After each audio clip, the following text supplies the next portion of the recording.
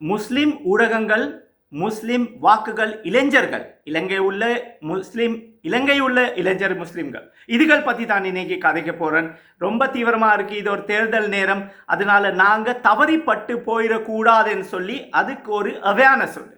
முக்கியமாக இதை கேளுங்க. என்னென்றால், இப்போ உள்ள முஸ்லிம் ஊடகங்கள் வித்துப்பட்டு இருக்கிற ஊடகங்கள் ஒரு 2% தவிர 98% ஊடகங்கள் ஏதோ ஒரு பக்க சார்பா இருக்கிற ஊடகங்கள் தான். அது எங்களை விட உங்களுக்கு அது நல்லா புரியும். நீங்க பாருங்க, எந்த ஒரு ஊடகத்தையும் எடுத்துக்கொள்ளுங்க. ஒன்றோ இதோ ஒரு கட்சிக்கு போட சொல்லுவாங்க, இந்த கட்சிக்கு போட சொல்லுவாங்க, இந்த தலைவர்கள் போட சொல்லுவாங்க. அதனால அவதானிச்சுட்டு நீங்க உங்களோட வாக்கை நீங்க யூஸ் பண்ணுங்க.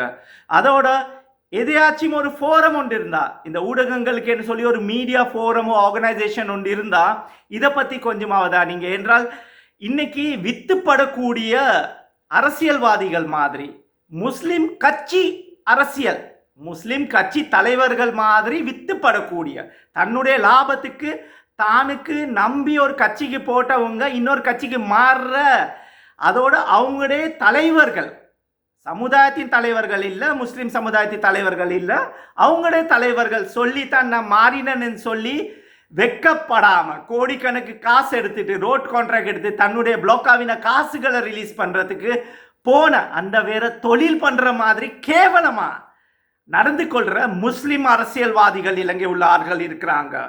இத மாதிரி தான் இந்த முஸ்லிம் மீடியாக்கள், முஸ்லிம் ஊடகங்கள் 2% தவிர 98 பேர் அப்படித்தான். ஏன் யாபம் வச்சிருங்க.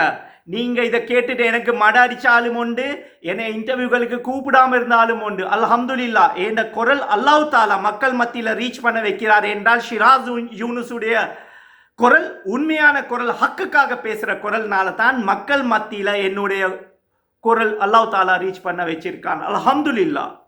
ஏனென்றால் இன்னைக்கு எங்கட சமுதாயத்துக்கு என்ன நடந்திருக்கு, இந்த ஊடகங்களுக்கு இத்தனை காசு கொடுத்து இத்தனை லட்சம் பேக்கேஜ், இத்தனை லட்சத்துடைய பேக்கேஜ் எங்களே நீங்க ப்ரொமோட் பண்ணுங்க. அதோட எல்லாம் நினைச்சுக்கொள்ளணும், இனவாதிகள் எல்லாம் பக்கமும் இருக்கிறாங்க, இனவாதிகள் எல்லாம் பெரிய கட்சி பக்கம் இருக்கிறாங்க. அப்படின்னா செய்ய வானம். இந்த நாங்கள் இனவாதத்துக்கு எதிராக கதைச்சோம், எரிக்கும் பொழுது எங்கட கட்சி தான் முன்னுக்கு வந்துச்சு, அதனால நாங்கள் தான் இது குரல் கொடுத்தோம். நீங்களும் உங்கள்கிட்டே வந்த மொட்டில் வந்து இது இந்த இனவாதிகள் இருக்கத்தானே செய்கிறாங்க இல்லையா? யோசிச்சுட்டு பேசுங்க. என்னமோ பெரிய அவுளியாக்கள் மாதிரி நீங்கள் கலவே செய்யாமல், ரோட் கான்ட்ராக்ட் எடுக்காமல், பார்க்கிங் கான்ட்ராக்ட் எடுக்காமல் இருக்கிற மாதிரி அப்படி வார முஸ்லீம் மீடியாக்கள் நான் சொல்ல வாரன். காலம்பரை வந்து ரேடியோ சிலோனில் SLBC ஸ்ரீலங்கா ப்ராட்காஸ்டிங் கார்பரேஷனில் வந்து இவருக்கு போடுங்க, அது உங்களோட வேலை அல்ல. பந்தம் பிடிச்சிட்டு வந்து முள்ள நக்கிக்கிட்டு வந்த பதவி எடுத்தவங்க காலம்பரை வந்து பேசுவீனோலே. எங்களுக்கும் கேள்வி வருது, இப்படிலாம் பேசுகிறாங்க, சரி இதை பற்றி பாருங்க. நான் சொன்னேன், நீங்கள் கேட்டு அவதானிச்சிருங்க. என்றால் அவனுக்கு வேலை இந்த அரசாங்கம் போனால் இதே கூட்டம் முன்னாடி இருந்த அரசாங்கத்திலும் இருந்துச்சு. மொட்டை அரசாங்கம் தானே இது. எப்படியோ தலைவர் மாற்றினா கொஞ்சம் இவங்களையும் கொஞ்சம் அவனுங்களை போட்டுட்டு உங்கள மாடாக்குறாங்க. பொதுமக்களை மாடாக்குற வேலை தான் இவனோட இருக்கு. ஓ நீங்கள் இப்படி பேசுவான்னு உங்களுக்கு டிக்கெட் கிடைக்காது. ஹோ ரப்பு அல்லாஹ், அந்த நம்பிக்கையில் தான் நான் அரசியல் செய்கிறேன். அதோட என்னை பற்றி கவலைப்படவானம். கட்சி இருக்கும் இன்ஷா அல்லாஹ், இல்லாடி போனால் சுவாதீனமாவது நான் கொழும்புல கேட்பேன் இன்ஷா அல்லாஹ். அது வேற விஷயம். ஒரு பக்கம் எங்கே முஸ்லிம் ஊடகங்கள் ஷிராஸ் யூனுஸை பற்றி தெளிவு தேவைன்னா ஷிராஸ் யூனுஸை இன்டர்வியூவில் கூப்பிடுங்க. இன்டர்வியூவில் கூப்பிட்டீங்கன்னா 8-9 நிமிஷம் வெட்டிட்டேன இன்டர்வியூ போட வானம். இந்த மாதிரி கீழ்த்தனமான வேலை செய்ய வானமே. நேர்மையான அன்பா இருக்கிற ஒரு ஊடகங்கள், அதுக்கு வேற வேர்டு ஒன்று இருக்கு, சொல்ல மாட்டேன். அவனும் எல்லாம் செய்யறது கொந்தராத்து. இந்த கட்சி தலைவர்கிட்ட முஸ்லிம் கட்சி தலைவர்கள், முஸ்லிம் சமுதாயத்தின் தலைவர்கள் அல்ல, யாவும் வச்சிருங்க. இதை மாதிரி கேவலமா நடந்து கூடிய இருக்கிற நேரத்தில் இந்த மாதிரி சீயா போயிருக்கு எங்க சமுதாயம். முஸ்லிம் சமுதாயம் இலங்கை உள்ள எங்களையெல்லாம் சிங்கள ஆட்கள் சகோதரர்கள், தமிழ் சகோதரர்கள் பெருசா கணக்கெடுக்கிறது இல்லை. ஏன் தெரியும்? வித்துப்படக்கூடிய மந்திரிமார்கள் தான் இருக்கிறாங்க. ஓப்பனா வித்துப்படுறீனோலே தமிழ் சகோதரர்கள்லையும் இருப்பாங்க கொஞ்சம் பேர். ஆனால் எங்கட ஆட்கள் ஹோல்சேல் தலைவர்கள் இங்கிருந்து, கட்சி தலைவர்கள், சமுதாயத்தின் தலைவர்கள் அல்ல, இங்கிருந்து போங்கடா நீங்கள் அங்கே, இல்லாட்டி எங்கட கேசுவல் மாட்டிருமே. மரம் வெட்டினது ஒரு பக்கம் இருக்கலாம், நீதிமன்றத்துக்கு கல் அடித்தது ஒன்று இருக்கலாம், இல்லாட்டி போனால் வாட்டர் போர்டில் நான் வந்து அவங்க வந்து விளையாண்டது வெளியே வரலாம், இல்லாட்டி போனால் வேறொரு கேசுவலில் நாங்கள் வந்து பண்ண விஷயங்கள், இல்லாட்டி போனால் வேற யாரோ எரிச்சவங்கட விஷயங்கள் எல்லாமே வரலாம். அந்த ஜனாசா எரிப்பில் வேறொரு எரிப்பு அது. சரி, அதனால அதெல்லாம் நான் சொல்கிறதுக்கு வரல. நேர்மையா இருங்க, திருந்துருங்க. அது சுட்டி இந்த முஸ்லிம் மீடியா ஃபோரங்கள்ல எதையாச்சும் செல்ஃப் ரெஸ்பெக்ட், தன்மானம் மிஞ்சி இருந்தா, சுவாபிமானம் மிஞ்சி இருந்தா, நீங்க இஸ்லாமிய மக்களா இருந்தா, களிமா சொன்ன உண்மையா நேர்மையா இருக்கிறவங்க என்றால் அந்த அரசியல்வாதியோ அந்த ஜனாதிபதியோ அந்த கட்சியோ வந்து ஆட்சிக்கு வந்து பண்ற அநியாயங்கள்ல முஸ்லிம்கள ஓட் அதில் இருந்தா அது உங்களுக்கும் சம பங்கு இருக்கு. இதனால இந்த மாதிரி வேலைகள் எல்லாம் செய்ய வானம். என்னுடைய மேல உங்களுக்கு எதிர்ப்பு இருந்தால் நேர வாங்க, ஒரு அப்பனுக்கு பிறந்த சிங்கம் மாதிரி வாங்க, அவ்வளோதான் சொல்லுவேன். இதுக்கு மேல நான் வந்து கதைக்க மாட்டேன், வேறையா போயிடும் உங்களுக்கு அந்த வார்த்தைகள். அதனால ஷிராஸ் யூனுஸ் சொன்னா ஓப்பனா சொல்லுவாரு, நேர்மையா சொல்லுவாரு, அதோட கசப்பாவும் தான் சொல்லுவாரு. இதோட நடக்க போற தேர்தல்கள்ல இன்ஷா அல்லாஹ் மக்கள் மத்தியில் மனசுல ஓட் பண்ண வச்சா பண்ணுவாங்க, இல்லாட்டி போனாலும் அல்ஹம்துலில்லாஹ் நான் நல்லா தான் வாழ்ந்து கொண்டிருக்கிறேன், அல்லாஹ் நேர்மையாக வச்சு கொண்டிருக்கிறான். இதனால தான். அதோட ரெண்டாவது முஸ்லிம் இளைஞர்கள், அதுக்கு முன்னாடி நான் வரேன் தாய்மார்கள் சகோதரிகள் கிட்டால, அவங்க வந்து எங்கட சமுதாயத்துடைய தாய்மார்கள் சகோதரிகள் எப்படி அவங்கன்னு சொன்னால், வீட்டில் கஷ்டம் ஒன்று இருந்தால் தன்னுடைய செயின் காப்பு தன்னுடைய நகைகளை கொடுத்து அந்த பிரச்சனையை முடிப்பா, மகனே முடி, இல்லாட்டி போனால் தன்னுடைய கணவருக்கு உதவக்கூடிய தாய்மார்கள் தான் கூடியாவே இருக்கிறாங்க. ஸோ அந்த மாதிரி சிங்க பெண்ணுகளுடைய பிள்ளைகள் ஆகிய நீங்கள் நாங்க எல்லாமே கோலேனுவலா இந்த மாதிரி வித்து போடுறதுக்கு தாய்ப்பால் குடிச்சிங்களா, டப்பா பாலுடைய டப்பால பால் குடிச்சு டப்பாவா போயிட்டீங்களா நீங்களும் எல்லாம்? பழைய பாலை பவுடர் ஆக்கிட்டு குடிக்கிற இந்த டப்பா பால்கள் ஆகி டப்பா மனிதர்கள் ஆகிட்டீங்களா நீங்க? அதனால இதுகள் எல்லாம் சில ஒரு கூட்டம் ஒன்று இருக்கு. எனக்கு ஒரு ஊடகங்கள் சொன்னாரு, சார் உங்களுக்கு பெரிய ஒரு எதிர்ப்பு ஒன்று இருக்கு. நான் சொன்னேன் அல்ஹம்துலில்லாஹ், யாரு நேர்மையா கதைப்பாங்களோ அவங்களுக்கு எதிர்ப்பு தான் இருக்கும். அவங்களுக்காக 10 பேர் பேசுவாங்க. நான் அந்த பாவத்தை செஞ்சு இல்லாட்டி என்னுடைய பாவங்கள் கழிக்கிறதுக்கு அவங்க வந்து பங்காளியா இருப்பாங்க. ஜஸாக்கல்லாஹ் ஹைர். அதனால உண்மையே சொல்றேன், இதுகள் எல்லாம் தாய்மார்களே 52% நீங்க இருக்கிறீங்க. கணவர் சொன்னார் இவருக்கு போடு அவருக்கு போடு, இல்லாட்டி போனா மகன் சொல்லுவார் தாய் நீங்க இவருக்கு போடுங்க, நீங்க சிந்திச்சு போடுங்க. உங்களோட கபருக்கு உங்களோட ஆமால் தான் வரப்போகுது, அதனால நீங்க சிந்திச்சுட்டு போடுங்க. அதை சுற்றி உங்களுடைய பெரிய கடமை. இன்னைக்கு ஷிராஸ் யூனுஸ் இருப்பாரோ களத்துல, எப்பயுமே இருப்பேன் இன்ஷா அல்லாஹ். இப்போ உள்ள நிலைமைன்னு சொன்னா ஹயாத் இருக்கிறவரை காட்டியும் களத்தில் தான் இருக்க வருது. ஏனென்றால் மக்களுடைய ஒரு எதிர்பார்ப்பு ஒன்று இருக்கு, உண்மையே பேசணும். இல்லாடி போனால் எனக்கும் தெரியும் யாருக்கிட்டையாவது இந்த பந்தம் பிடிச்சிட்டு எங்களோட வேலைகளை எடுக்கிறதுக்கு அந்த மாதிரி ஆள் இல்லை. ஸோ இதனால் தயவு செய்து நான் சொல்கிறேன், இதுக்கு பிற்பாடு வாரன் இளைஞர்கிட்டாக முஸ்லீம் இளைஞர்கள், நீங்கள் ஐ ரெஸ்பெக்ட் யூ ஆல். படித்தவங்க இருக்கிறீங்க, என்ஜினியர்ஸ் இருக்கிறீங்க, டாக்டர்ஸ் இருக்கிறீங்க, டாக்டர்ஸுக்கு படித்தவங்க இருக்கிறீங்க, நர்சஸ் இருக்கிறீங்க, பெண்களில் லேடிஸ், யங் லேடிஸ், நீங்கள் எல்லாம் யோசிச்சுட்டு வாக்களிங்க. எஸ், எங்களோட கட்சி தலைவர்கள், நான் அதை எதிர்பார்க்கறது இல்லை, அது வடக்கு கிழக்கில் இருக்கிற கட்சி, தேசிய மட்டத்தில் இருக்கிற முஸ்லீம்ங்க, நாங்கள் கொழும்பு பக்கம் இருக்கிறோம். வெக்கமாக இருக்குது எனக்கு சொல்கிறதுக்கு. நான் கொழும்பு முஸ்லீம், இவர் இந்த முஸ்லீம், அவர் அந்த முஸ்லீம், இவர் அப்கண்ட்ரி முஸ்லீம், இவர் கிழக்கு முஸ்லீம், இவர் வடக்கு முஸ்லீம், தெற்கு முஸ்லிம். இது இந்த மாதிரி தனி முஸ்லிம், லா இலாஹா இல்லல்லாஹ் முஹம்மது ரசூலுல்லாஹி ஸல்லல்லாஹு அலைஹி வஸல்லம் அந்த கலிமா ஓதின, அந்த கலிமா சொன்ன ஷஹாதத்தை நாங்கள் வந்து எடுத்துறது, அந்த முஸ்லிமா யாரும் யோசிக்கிறது இல்லை. அதுதான் ரொம்ப கவலையாக இருக்குது.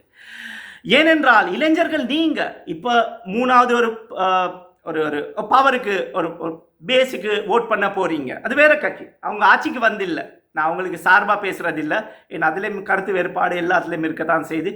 என்ன வேணாலும் பருப்பு கிடைக்க தான் போகுது. யார் குறைவாக அடிக்க போகிறாங்களோ அவங்களோட தான் இப்போ சேர்றேன்னு சொல்லி ஒரு இடத்துல பேசி பட்டுச்சு. வர்றவங்க எல்லாம் அடிக்க தான் செய்கிறாங்க எங்களே. அதனால யார் குறைவாக அடிப்பாரோ அதை நீங்கள் யோசிச்சிருங்க, அவ்வளோதான். இல்லை எங்கட கட்சி தான் பேசிச்சு ஜனாசா எரிப்பு டைமில் எங்கட தலைவர் தான் வெளியே வந்து பேசினார். ஓஹோ, நீங்களும் மொட்டில் இருக்கிற கல்லன் வலையம் எடுத்திருக்கிறீங்க. அந்த சிங்கள கொடி தேசிய கொடி சேஞ்ச் பண்ணணுமேன்னு சொல்லி இருக்கக்கூடிய கலர்கள் வேற போட அந்த ஃபோட்டோஸ் கொஞ்சம் பார்த்தீங்கன்னா யார் யார் அந்த கட்சியிலேயும் இருக்கிறாங்கன்னு சொல்லி தெரியும். அதில் 2 பாராளுமன்ற உறுப்பினர்கள் கொழும்பால பேச மாட்டாங்க. பதவி மோகத்துக்கு, பதவி ஆசைக்கு, தன்னுடைய பதவியை ராஜினாமா செஞ்சு மறுக்கா பிச்சை எடுத்த மாதிரி இன்னொரு கட்சி இன்னொரு ஆள் ராஜினாமா செய்யும் பொழுது பெண்ணுக்கு கிடைக்க வேண்டிய அந்த பாராளுமன்ற சீட்டுக்கு மறுக்கா வந்து உட்கார்ந்துட்டாங்க. அப்படி அப்பி சப்பி துப்பின ஆட்கள் சொல்லி நினைக்கிறேன். தவறா நினைக்க வானம். இதுகள் தான் எங்களுக்கு இருக்கிறது. இளைஞர்கள் இன்ஷா அல்லாஹ் என்னுடைய நோக்கம் இளைஞர்களுக்கு தெளிவு கொடுக்கிறதுக்கு. நான் களத்தில் இறங்குவேன், ஆனால் இளைஞர்கள் எல்லா இடத்துல தெளிவாக இருக்கணும். இன்ஷா அல்லாஹ் 3-4 மாதம் 5 மாதத்துக்குள்ள 4 மாதத்துக்குள்ள இன்ஷா அல்லாஹ் பாராளுமன்ற தேர்தல் ஒன்று வரலாம் என்று சொல்லி ஆட்கள் பேசி கொண்டிருக்கிறாங்க. ஏனென்றால் பாராளுமன்ற தேர்தல் தான் வர இருக்கணும் எங்களுக்கு. ஆனால் ஜனாதிபதி தேர்தல் ஏன் கொண்டாந்தாங்கன்னு சொன்னால் அந்த மற்ற 3வது ஃபோர்ஸ் கட்சிக்கு கூடிய ஆசனங்கள் கிடைக்கும் என்று சொல்லி பயந்து தான் பெரிய கட்சிகள் இந்த தீர்மானம் எடுத்தாங்க. ஆனால் என்ன கேரண்டி? நிறைவேற்ற அதிகாரம் உள்ள இந்த பலம் இருக்கிறது. ஆணை பெண்ணாக்க இயலாது, பெண்ணை ஆணாக்க இயலா மட்டும்தான் செய்ய இயலாது. மற்ற எல்லாமே செய்யக்கூடிய ஒரு பலம் இருக்கிற நிறைவேற்ற அதிகாரம் உள்ள ஜனாதிபதி அந்த பலத்தை வச்சு ராங் வேலையா ராங் வழியா யூஸ் பண்ண மாட்டாங்கன்னு சொல்லி என்னையா கேரண்டி? நாளைக்கு யாராவது பேசுறான், இவன் கூட பேசுறான், தூக்கிடுடா இவன் சொல்லி தூக்கக்கூடிய சந்தர்ப்பமும் வரலாம். எங்களுக்கும் பயம் தான் இருக்கு, ஆனா அல்லாவுக்கு தான் பயம்.